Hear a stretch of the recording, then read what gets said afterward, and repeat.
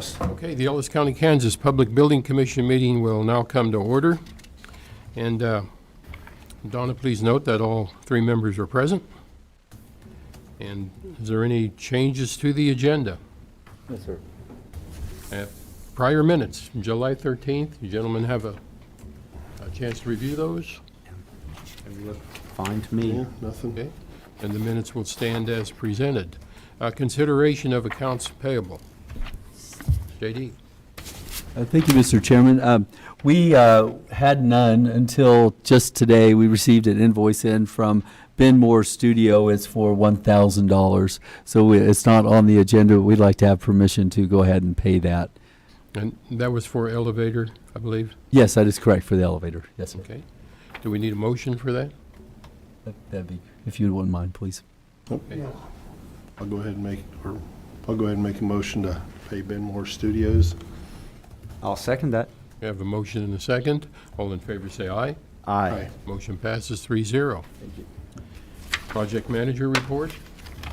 Okay, just a couple of updates for you. The elevator is operational, although the whole project is not yet complete.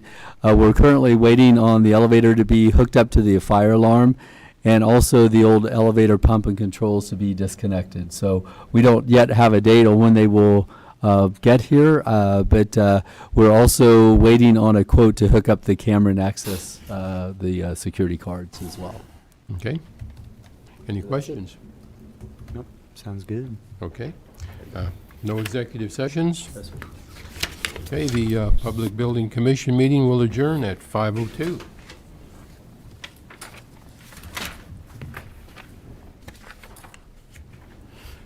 The meeting of the Board of Ellis County Commissioners will now come to order. Let's stand for the Pledge of Allegiance. I pledge Allegiance to the flag of the United States of America and to the republic for which it stands, one nation, under God, indivisible, with liberty and justice for all. Donna, if you could call the roll. Commissioner Dean Hazelhorse, Present. Chair Butch Lyer, Present. Commissioner Dustin Rowe. Present. Okay, you have a quorum present. Thank you. Any changes to the order of business tonight? I have none. Okay. We did not have any prior minutes, I don't believe. Okay. I'll need a motion for the consent agenda. I'll make a motion to approve the consent agenda items A through G. I second that. We have a motion and a second. All in favor say aye. Aye. Motion passes 3-0. Issues from persons not on the order of business. Bill?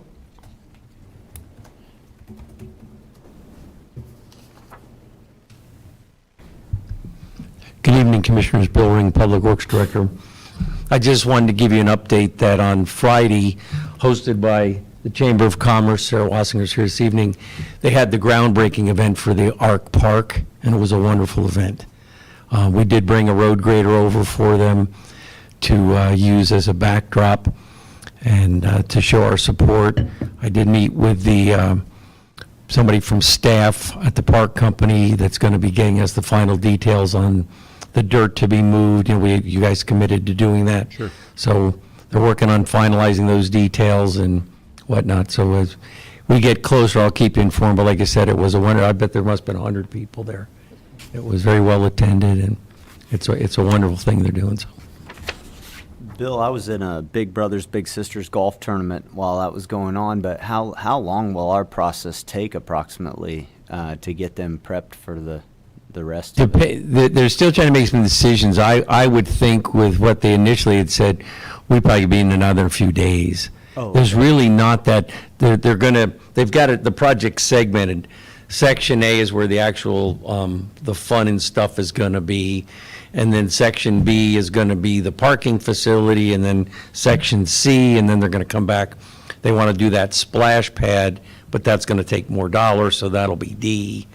So the preliminary stuff is A, and it's, in talking with the City Parks Director, 3,200 square feet, 9 inches, it's about 80 cubic yards. So we're talking 8 or 9 dump trucks worth. So we're not, because they don't want to take it down too much. So it's not going to be a lot of dirt work on that, starting point. So I'm hoping, like I said, we get in there and get out and That's just a scraper and a grader on it, basically. basically, yeah, might bring a skid steers or some curbs and stuff, but it should be fairly simple and, we'll work with them whatever they need. Sounds good. Our only fear was our stuff would be too big for what they needed to do there. Yeah, absolutely. So, okay, Okay. Yep. thank you. Bill. Thank you, Bill. Hey, Donna.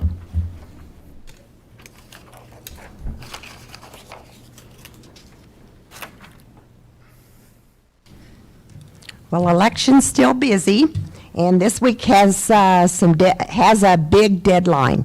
If you have moved, changed your name, or for some reason not on the voter registration roll, you need to get registered before midnight tomorrow night. 21 days prior to election, the voter registration books close.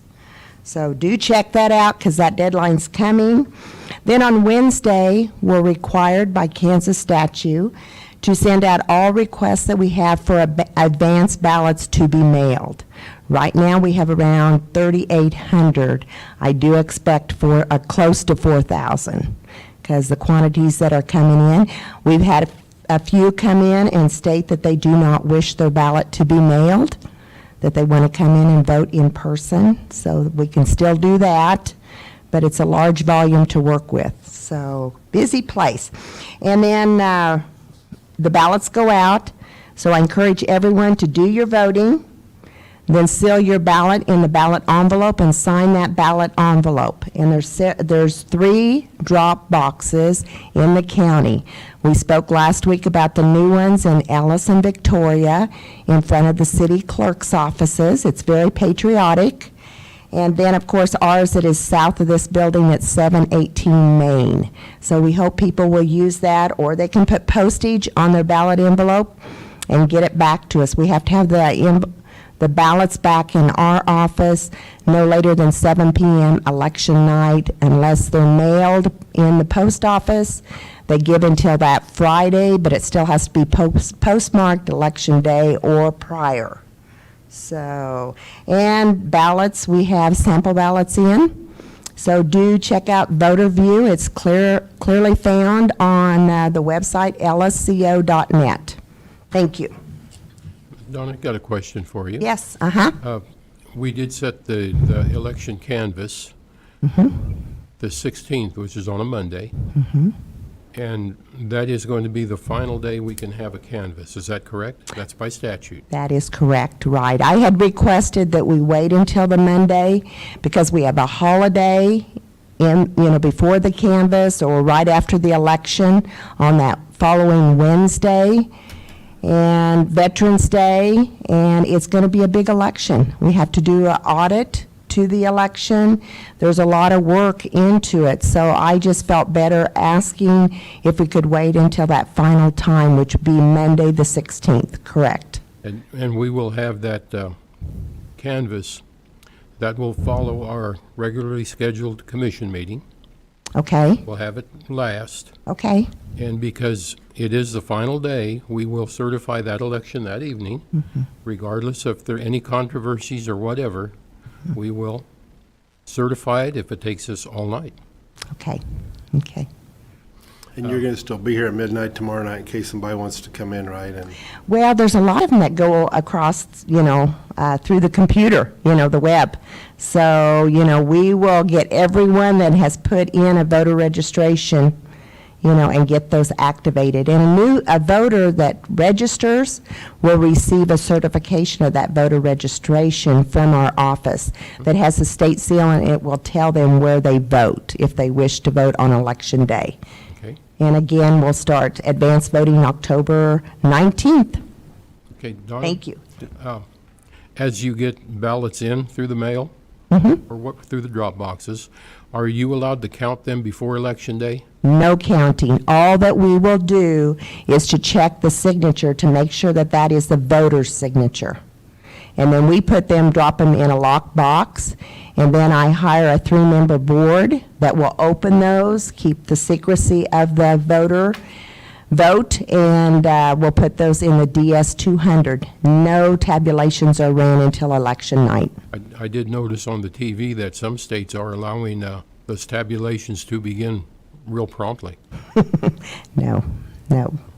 We do not do that in Kansas, or not in Ellis County. Okay, it's good to know. Yeah, thank you. Okay. Donna, I have Yes. one question for you. Sure. Can you tell me about the postage as far as returning a ballot?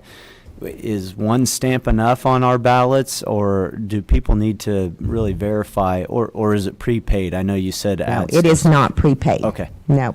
It cost us $1.40 to mail the ballot to the voter. Okay. So to come back, it's the responsibility of the voter. They can use the drop boxes, they can come into our office on election day, they can take it to any of the 9 voting sites. We just need it by 7 p.m. election night that way.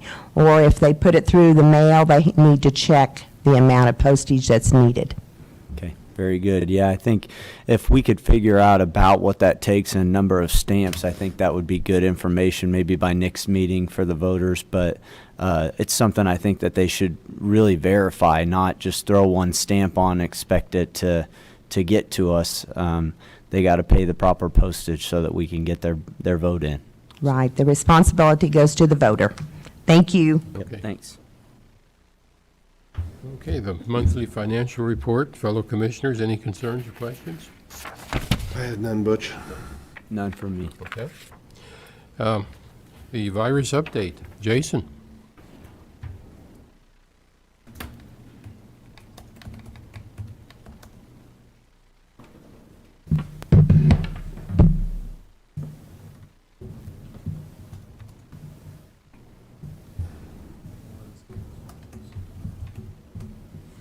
Oh, I don't know if that's That one on, on? Jason.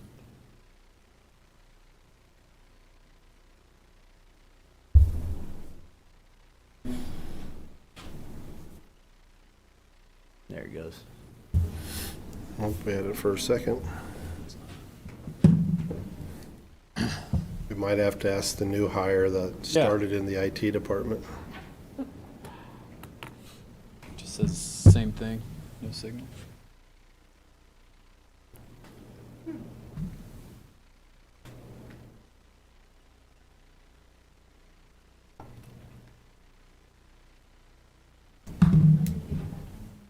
Huh?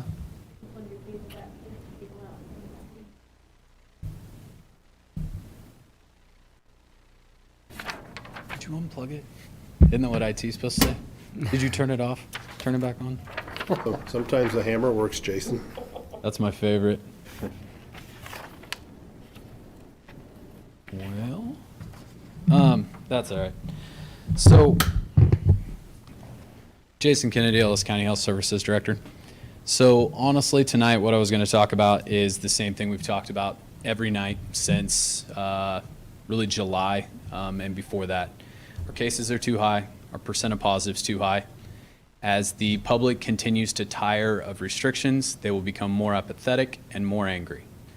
That'll mean more cases. We will continue to see this. Our graphs, our charts do show some improvement from a month ago. Our 2-week cases per 100,000 is down and continues a slow downward trend. Our percent of positive stables out between 15 to 17 pretty much for the last 2.5 months. As we go from that and we look at our just cases per day, our cases per day has leveled out for about the last 14 days at around 10 or 12 cases per day. I actually have had just about every negative experience that you can have regarding COVID Sure. in the last 10.5 months. I will say I had an experience that I've not had this week, or actually late last week. I actually had an individual fight me to be put into quarantine. Didn't really fight me, they requested. Generally, people fight me to get out of quarantine. And so I actually was going to show everybody, I think it's a good opportunity for us to, it was an eye-opening experience for me to realize that the only way we get through this is if everybody works together. Everybody takes that personal initiative, that personal responsibility. This individual knew they were a contact. They said, hey, I know I was a contact. For whatever reason, it got missed, it got passed, whatever. So this person made the individual choice to quarantine, isolate, whatever they needed to do to protect themselves and others. No decision that we make is in a vacuum. No decision that we make with COVID is in a vacuum. All of the information, I was going to go through the KDHE website, every bit of information that we use in our office is available on the KDHE's website. All the K through 12 guidance documents, every document regarding quarantine, isolation, every document regarding reopening businesses, how to keep your business safe, how to keep your people safe. Every document that we use is on there. It's accessible to everybody. Nothing we do is hidden, and nothing we do is in a vacuum. As we go forward, COVID's not going anywhere. We know that. We each have to take a personal responsibility, a personal initiative to do what we think makes us safe. We'll continue to monitor. We'll continue to work with long-term cares. We'll continue to work with the schools. We'll continue to do everything that we've done from the start of this to keep people safe. People must keep themselves safe. It's not an us versus them. It's not a me versus them. It's not me picking on them, singling them out, or doing anything that is not based in some document that's readily accessible to them. Now, there's interpretation of the documents, as there is with law. Told you before, I'm not a lawyer. I'm not going to go down that road. But as we look through that, people need to educate themselves, reach out to our office if they have questions, and do what they need to do to protect themselves. Have any questions for me? Jason? I don't, Jason. I know you guys, you got all you can handle with this thing, and it, like you say, it's not going nowhere. It's here to stay. It's community-wide. So, you know, I don't know, there is no easy answer other than what you say. People need to look and protect themselves. Sure. I did hear the doctor from the World Health Organization this week say that these lockdowns do absolutely no good. They didn't work. So that was the World Health Organization saying that. I guess that's a little bit too late for that kind of news, but hopefully we don't have anything like that in the future then. Sure. You know, and I think we've talked about this before. I feel like a broken record for the last 10 and a half months. There are no right answers with COVID. There never has been. There's every answer. It depends on if you're a glass half full or glass half empty guy. I'll tell you what, 10 and a half months ago I might have been different, but now I'm a glass half empty. Every answer I make is wrong. It's going to make 50% of the people upset. Across the state, what we see is fights, bickering. We see people bringing lawsuits against this or against that. I encourage people, if you're looking to go down that road, work with us. Call me. I'll be more than happy to work with you to figure out how we can move forward together, because lawsuits and tying a bunch of stuff up in litigation and fighting this and fighting that doesn't help anybody in this community. All of us working together. I've done my fair share of battling with KDHE, trying to get them to give us realistic guidance. You can see on our charts they closed all of Ellis County down. I think we had one case maybe, but we were flatlined for 28 days during the closure. We had one case at that time. So what we did in March, or what the state did, what the feds did, whatever, what was done in March is completely different than what we do now. And so how we all work together, how we all get through this together, will truly determine what our success with COVID is. Jason, can you explain this mandatory quarantine and basically, I mean, it sounds like you have fights with people even about going into it. I imagine it's more about them not thinking they have it or things of that nature. But, what causes a person to need to be going into mandatory quarantine, and is that direction that you get from KDHE, or is that part of our pandemic plan? Can you just give us a little bit more information about how that decision's made from our health department? So quarantine and isolation are essentially the same things. We use the terms interchangeably, but isolation is for people who test positive. 10 days from 10 days from date of test, or 10 days from onset of symptoms. That's the isolation period. 14 days is the quarantine period. So quarantine is for anyone who's determined to be a close contact. Close contacts are anyone that's been within 6 feet for greater than 10 minutes of a laboratory confirmed positive in their infectious period. The infectious period starts 48 hours prior to onset of symptoms, 48 hours prior to test, till 10 days or whenever they're outside of isolation. So the other side of that is if you're coughed, spit on, something like that, if you have some other type of contact with bodily fluids. Those people are mandated by KDHE for 14 days of quarantine. Now, what that means is essentially you have the same restrictions as the isolation as the positive. You can't be around people, period. Isolation quarantine works kind of for adults. Kids are extremely difficult. I have a 3-year-old at home. If she's determined to be a close contact at school, she's supposed to quarantine. How do you quarantine a 3-year-old? I mean, she's not whipping up mac and cheese on her own and hiding out in the basement. Like, that's not a possibility. So there are a lot of nuances and oddities with COVID that we truly try to help the families work through. And I empathize with anyone who's in quarantine, anyone that tests positive, anyone that has a loved one that's passed from this, because this has led to unknown burden on these families. Just quarantine, something as little as 14 days of solitary confinement. A lot of us, myself included, I would love to have 14 days without my cell phone, the internet, or anyone that knows where I'm at. That would be spectacular sounding. But on day 2, I'm probably going to lose my mind. So that burden, that stress, that fear, that angst, that anxiety that everyone in our community feels is the unknown burden. What is that for a 16-year-old kid? What is the mental health aspect of that? The kid whose badminton team is now quarantined because he got a virus that he couldn't control. What is the unknown stress on him? What is that pressure that he feels? And so we've had conversations with the schools of how do we mitigate that? How do we help? The schools are doing a phenomenal job of stepping up and doing everything they can. And it really comes down to the community having compassion for those individuals. It's not their fault. This virus isn't anybody's fault. And really no one person is going to fix it or figure it out. It takes all of us to work together to determine what it looks like in our community, what it looks like for us going forward, and are there some changes that we need to make? Right now, the KDHE gives us the guidance. That doesn't mean that we can't modify or adapt, but it takes the right plan, the right data. It takes us working together with a group of people that can make those changes. And trust me, putting your ID on Facebook probably isn't going to get us very far. So if you got time to do that, let's get together and make an actual plan that moves us forward. So essentially, it's a governor's mandate through the KDHE of how we decide on these quarantines, and I think that's the big question amongst the community right now is, I guess we have enough data to realize that,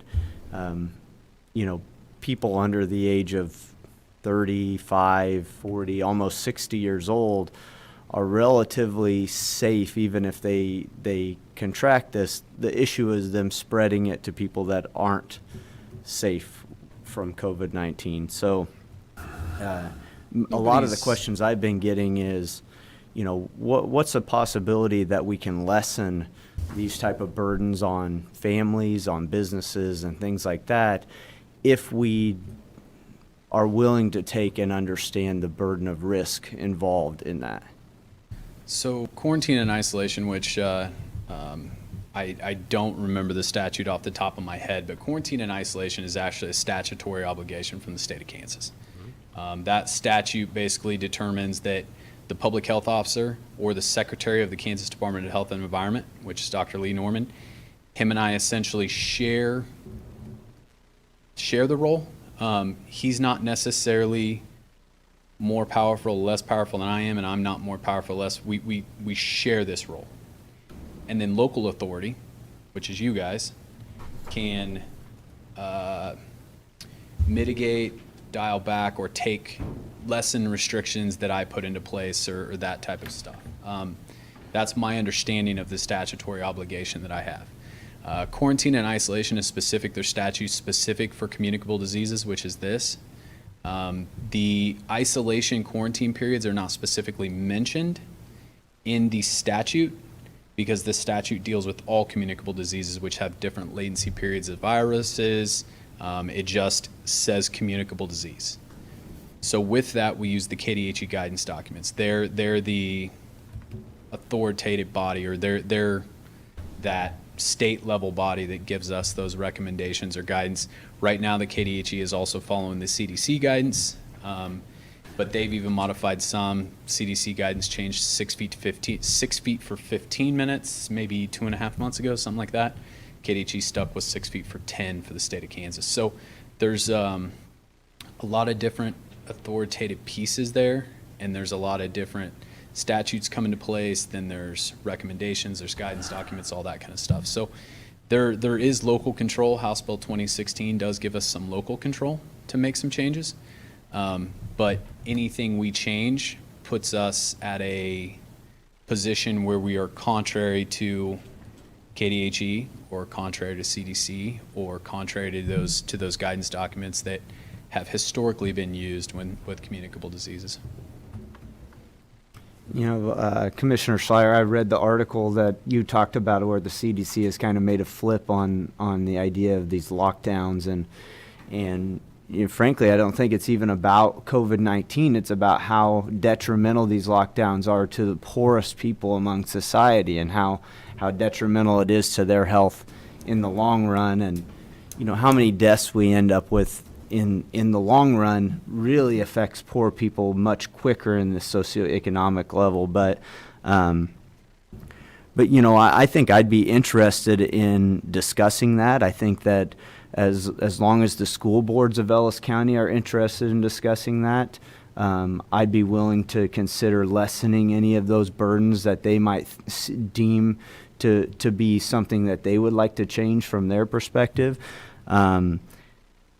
You know, and I trust Jason. I think Jason does a heck of a job, and I think as long as Jason told me he thought that we were doing some good with any kind of restriction that we do, I think he's a smart enough guy to look at the total picture and not just the COVID-19 picture. We've talked about mental health, we've talked about economic health, we've talked about all those things with Jason because he's a health director, he's not a COVID-19 director. And as long as we came to that conclusion, I think we all know that the real risk in where we're seeing our deaths are, you know, in the elderly, in older people that cannot handle the effects of COVID-19. So protection of them is utmost to me, but you know, whatever we can do to speed up the expediency. Yeah, I think the initial idea was we slowed down the spread of this. Well, what we've slowed down is also the effect on people in nursing homes. And I'm starting to see a huge pushback, just what Jason talked about. As it goes on, more and more people are getting tired of it, and they're tired of the lockdown, and they're tired of not being able to see their family.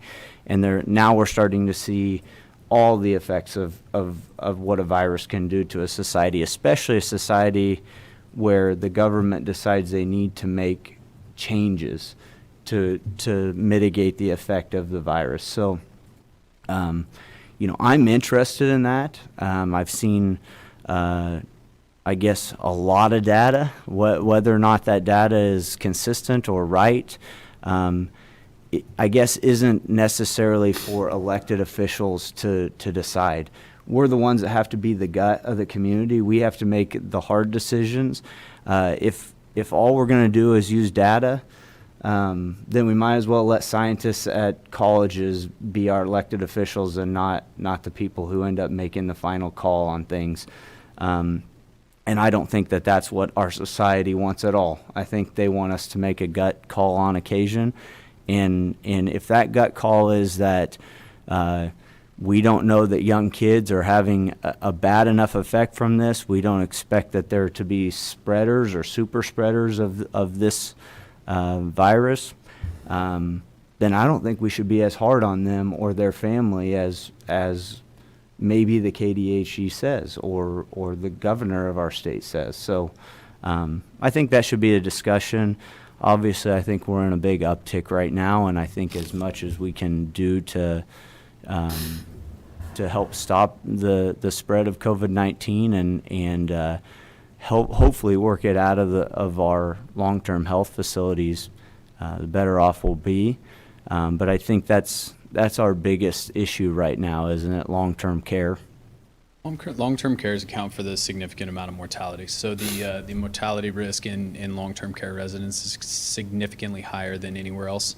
Across the nation, about 1% mortality risk. What we've seen in long-term cares is closer to 20 to 25% in mortality in long-term care residents. Now, no one is immune to this virus, and what you'll find is no matter what decision that you make, no decision is made in a vacuum. Every decision you make will make someone happy and someone mad, and every single person right now is afraid of something. Some people are afraid of the virus. Some people are afraid of the reaction of the virus. Some people are afraid of losing their businesses, and some people are just afraid of making the wrong decision. But every one of us shares some level of fear with what we do. And so how we manage that is how we determine the success of what we do in Ellis County. You know, he sent us an email about a week and a half ago about, I think the best quote is always trying to be on the right side of history. It's so hard when what we really do have to do as local officials is make gut decisions about how we look at data, the type of information that we're getting, and I guess that's eventually what we always have to do as elected officials. It just seems a lot easier not during the middle of a pandemic, but you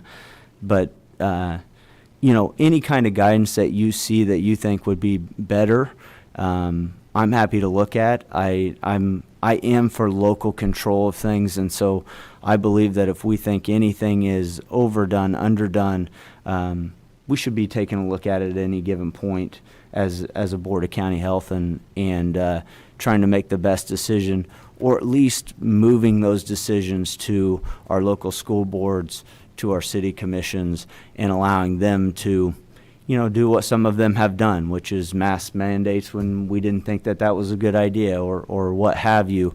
But at least it would give them an opportunity where right now, I guess all we're doing is relying on the state to tell us what we should and shouldn't do, and you know, to not much success over the last couple months. So. Well spoken. Commissioner, any comments? Nothing. Thank you. I think Jason summed it up best when he said, you got to do what you can do to protect yourself. That's the best way to look at it. Yep, that's what I It's think where you too. go and what you do. I think so too. I think health is such a personalized decision that I think it's got to be that, and we've got to make good decisions for ourselves and everybody around us. Wish we could mandate everybody to go for a jog. We mandate a 30-minute jog every day, we'd probably be a lot better off. Yep. Let's try to be healthy as a society, that's for sure. Thanks, guys. Thanks, Jason. Jason, take care. Okay, moving on. County Commission reports. Excuse me, County Administrator report.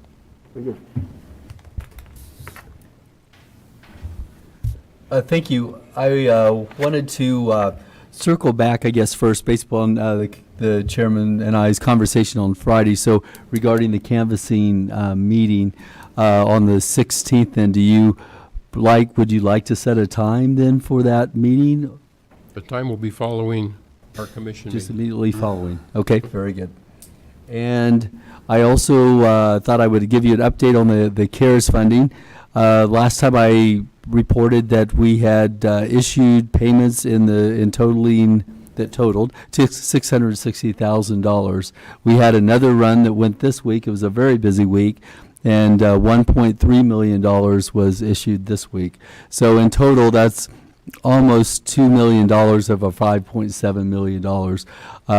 A big chunk of those have gone to nonprofits and the for-profits. We did have a few requests for funding through education and K-12 institutions. Approximately 283,000 went to K-12, and then another 94 to the other education institutions. So we're starting to see kind of those numbers diversify. That $3.6 million that remains currently, a big chunk of that is government. A lot is county.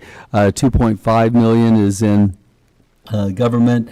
We have another 500,000 in education outstanding, 475,000 for nonprofits, and 100,000 left in for profits. So that it's going well. I did submit our first month's report to the state last week, and I am waiting to hear back from them if they have any comments on that first report. It was fairly straightforward, though, and I'm not really too concerned about it at this point. That is all that I had for this evening. Okay. County Commission reports. Commissioner Hazelhorst. KAC convention starts tomorrow, virtual. So if you haven't registered, you need to if you want to participate, but that's all I have. Okay. Commissioner Ross. No report from me. Okay. And I have no report tonight. County Commission, we don't have any executive sessions. County Commission meeting will adjourn at 5:36.